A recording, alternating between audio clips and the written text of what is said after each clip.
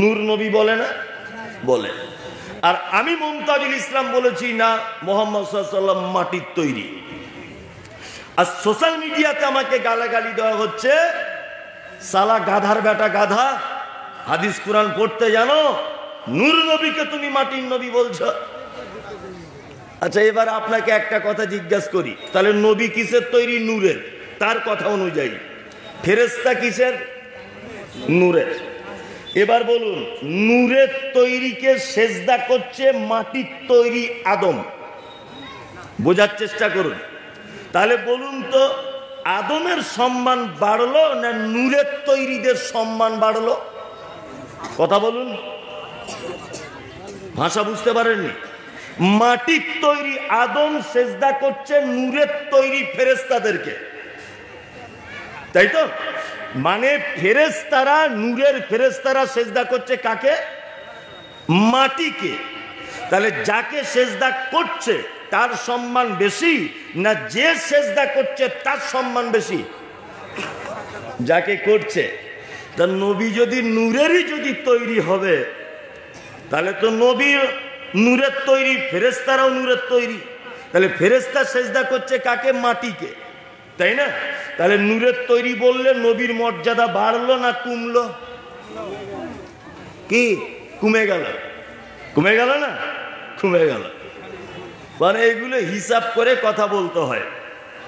যেটা আপনাকে বলছি, তাহলে সর্বপ্রথম আল্লাহ সুবহানাহু ওয়া তাআলা আদমকে কি করলেন? শিক্ষা দিলেন। কি দিলেন? শিক্ষা। আদম হচ্ছেন পৃথিবীর প্রথম নবী বা মানুষ। একেবারে শেষ ইসলামকে কমপ্লিট করে দেওয়া হয়েছে একজন নবীকে দিয়ে। নবীটির নাম কি? মুহাম্মদ সাল্লাল্লাহু আলাইহি ওয়াসাল্লাম। খুব ভালো করে বুঝবেন আজকে বক্তব্যগুলো। আপনার কাছে বিনীত অনুরোধ এটা আমার, শেষ পর্যন্ত বসে থাকুন ভালো না লাগলেও। মুহাম্মদ সাল্লাল্লাহু আলাইহি ওয়াসাল্লাম নবী হবার পর থেকে আর মৃত্যু পর্যন্ত প্রতিটা কাজের ইতিহাস আমাদের সামনে তুলে ধরা হয়, হয় না? হয়। কিন্তু নবী হবার আগেও যে অনেক কিছু আমাদের জন্য শিক্ষণীয় বিষয় আছে বা ছিল, সেটা আমরা কিন্তু আলেম ওলামারা বাদ দিয়ে দিয়েছি। বাদ দিয়ে দিয়েছি না? নবী হবার আগের ঘটনা কেউ বলে? কেউ বলে না। নাম্বার 2, মুহাম্মদ সাল্লাল্লাহু আলাইহি ওয়াসাল্লাম নবী হবার আগেও লোকটা ভালো মানুষ ছিলেন না খারাপ মানুষ ছিলেন? ভালো মানুষ ছিলেন। এত ভালো মানুষ ছিলেন, এত নম্র ভদ্র ছিলেন, তিনি যে সময়ে জন্মগ্রহণ করেছিলেন সময়টার নাম হচ্ছে আইয়ামে জাহেলিয়াত, বর্বরতার যুগ। বর্বরতাটা কেমন ছিল না, রাতের বেলা সেক্স, নারী পুরুষ যে সেক্স করে বা মিলন করে, এটা পুরুষ তার বেটির সঙ্গে করত। একটা ছেলে তার বোনের সঙ্গে রাতের বেলা রাত্রি যাপন করত। মদ বৈধ মনে করে মানুষ পান করত, সুদ বৈধ মনে করে মানুষ খেত, আর যত রকমের অশ্লীলতা অপকর্ম তখনকার সমাজে হতো। হযরত মুহাম্মদ সাল্লাল্লাহু আলাইহি ওয়াসাল্লাম এই অপকর্ম থেকে টেনে এনে মানুষকে আলোর দিকে আনার জন্য একটা সংগঠন তৈরি করেছিলেন, তার নাম হিলফুল ফুজুল। জানা আছে? হিলফুল ফুজুল সংগঠন করেছিলেন। এই সংগঠনের কাদেরকে নিয়ে করেছিলেন না, যুবকদেরকে নিয়ে করেছিলেন। যুবকদেরকে নিয়ে সংগঠন করেছিলেন অন্যায়কে আটকাবার জন্য। 2, এর মাঝে ফাঁকে আল্লাহ নবী সাল্লাল্লাহু আলাইহি ওয়াসাল্লাম জাবালে নূর বলে একটা পাহাড়, মক্কা থেকে 7 কিলোমিটার দূরে জাবালে নূর। এই জাবালে নূর পাহাড়ের উপরে একটা গুহা ছিল, তার নাম হীরা। মাঝে মধ্যে এই হীরা নামক গুহাতে গিয়ে তিনি আল্লাহর ধ্যানে মগ্ন থাকতেন। সংগঠনের নাম কি ছিল? হিলফুল ফুজুল। কাদেরকে নিয়ে করেছিলেন? যুবকদেরকে নিয়ে, তাই তো? আল্লাহ নবী সাল্লাল্লাহু আলাইহি ওয়াসাল্লাম গারে গিরাতে আছেন, জিবরিল আমিন এসে বলছেন, মুহাম্মদ সাল্লাল্লাহু আলাইহি ওয়াসাল্লাম আপনি পড়ুন। বলছে আমি পড়তে জানি না। আবার চেপে ধরলেন দ্বিতীয়বার সিনার সঙ্গে, পড়ুন। পড়তে জানি না। তৃতীয়বার সিনার সঙ্গে জিবরিল আমিন চেপে ধরলেন, পড়ুন। তখন আল্লাহ নবী সাল্লাল্লাহু আলাইহি ওয়াসাল্লাম বলছেন, ইকরা বিইসমি রাব্বিকাল্লাযী খলাক। কোরআনের আয়াত অবতীর্ণ হলো 5টা। আল্লাহ তাআলা নবীকে সর্বপ্রথম বলছেন, নবী আপনি পড়ুন সেই রবের নামে যে প্রভু আপনাকে সৃষ্টি করেছে। এই হিলফুল ফুজুল সংগঠন পরিচালনা করছিলেন এতদিন পর্যন্ত মুহাম্মদ সাল্লাল্লাহু আলাইহি ওয়াসাল্লাম নিজস্ব জ্ঞান দিয়ে। আল্লাহ তাআলা বলছেন, নবী আপনি যদি লেখাপড়া না জানেন, শিক্ষিত যদি না হন, তাহলে আপনার দ্বারাতে কোনো জাতি পরিবর্তন হওয়া সম্ভব নয়। ওই জন্য আপনি সর্বপ্রথম পড়ুন। এখান থেকে কয়টা জিনিস শিখতে পারলাম? এক, সমাজ পরিবর্তন করতে গেলে সর্বপ্রথম ভূমিকা থাকতে হবে কাদের? কাদের? যুবকদের, তাই না? আমাদের টোটাল সমাজ উল্টো পথে চলছে। টোটাল জলসা থেকে শুরু করে, বক্তা থেকে শুরু করে, প্যান্ডেল থেকে শুরু করে, আর কোরআন হাদিস থেকে শুরু করে সব উল্টো। উল্টো নয়? আপনাকে দেখাই। আচ্ছা বলুন তো, জলসা মানে দিনের প্রচার, তাই না? দিনের প্রচার কি প্রচার নয়? দিনের প্রচার হচ্ছে কখন? রাতে। দিনের প্রচার হচ্ছে রাতে, মানে এটা একটা উল্টো।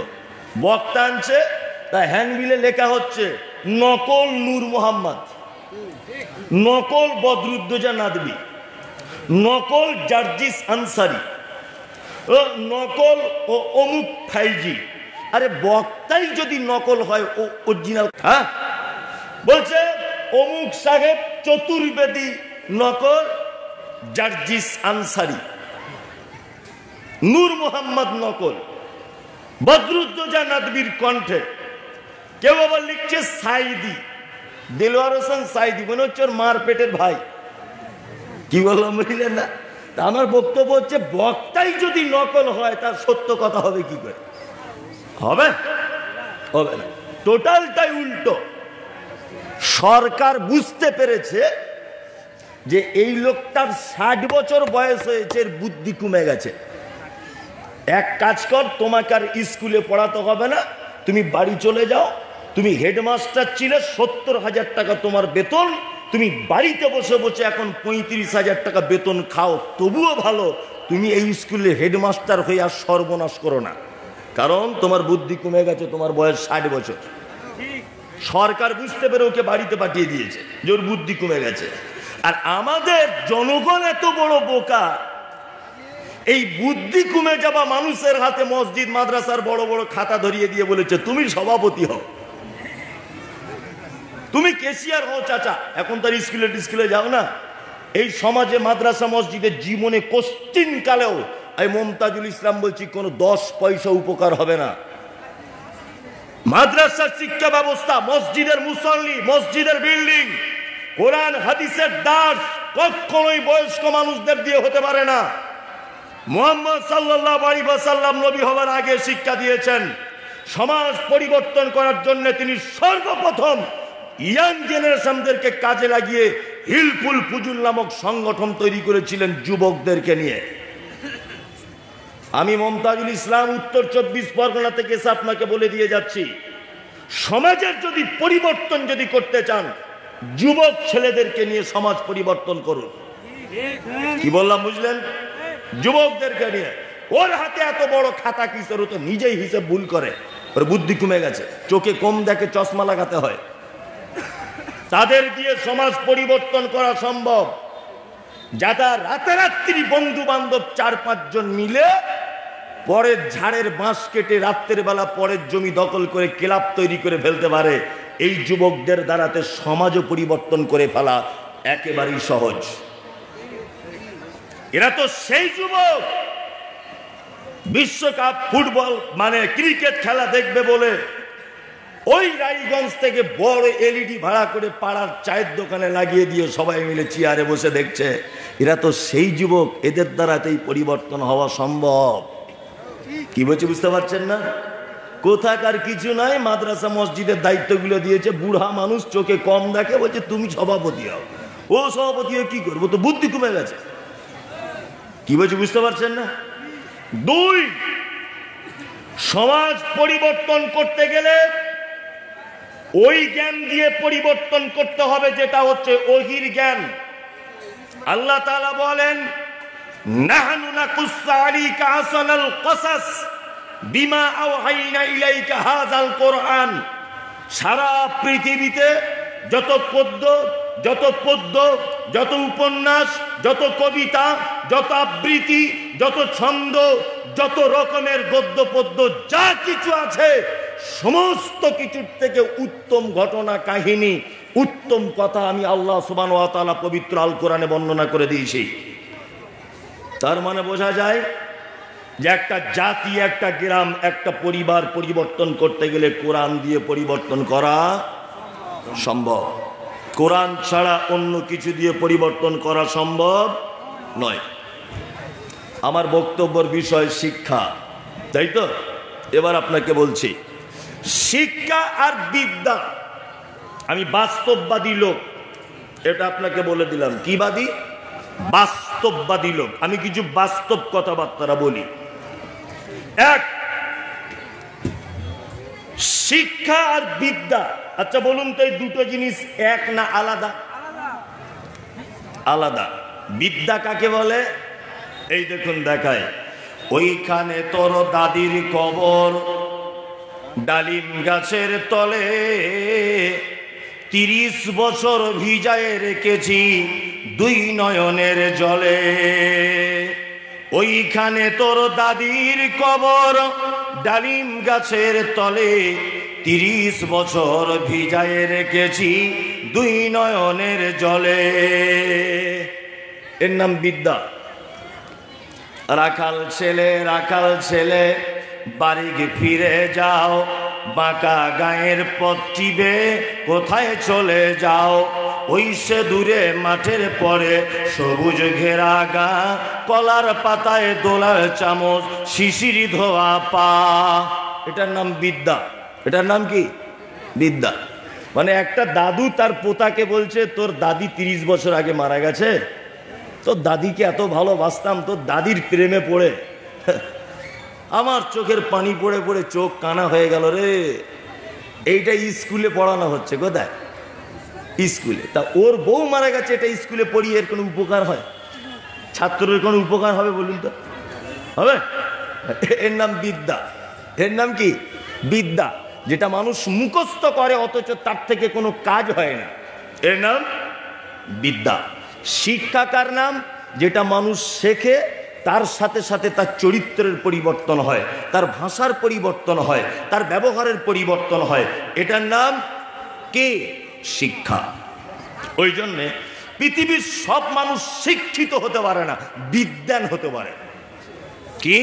বিদ্বান হতে পারে, শিক্ষিত হতে পারে না। এইবার আপনাদেরকে একটা কথা বলছি, শিক্ষা দুই প্রকারের। কয় প্রকারের? দুই। এক হচ্ছে দ্বীনি শিক্ষা, আর একটা হচ্ছে দুনিয়াবী শিক্ষা। কি বললাম বুঝলেন? আচ্ছা, বর্তমানে আমরা কোন শিক্ষার প্রতি আগ্রহ বেশি? কি? দুনিয়াবী, তাই না? হ্যাঁ। এখানেও সমাজের কিছু রোগ আছে। আসলে মানুষ তো খুব চালাক, এখন মানুষ সবকিছু হিসাব করতে শিখেছে। শেখেনি? সবকিছু হিসাব করছে না? হিসাব করছে। হিসাব করে না শুধু পাগল। আমি তো আজ পর্যন্ত আমার চোখে একটা পাগল আমার চোখে পড়েনি।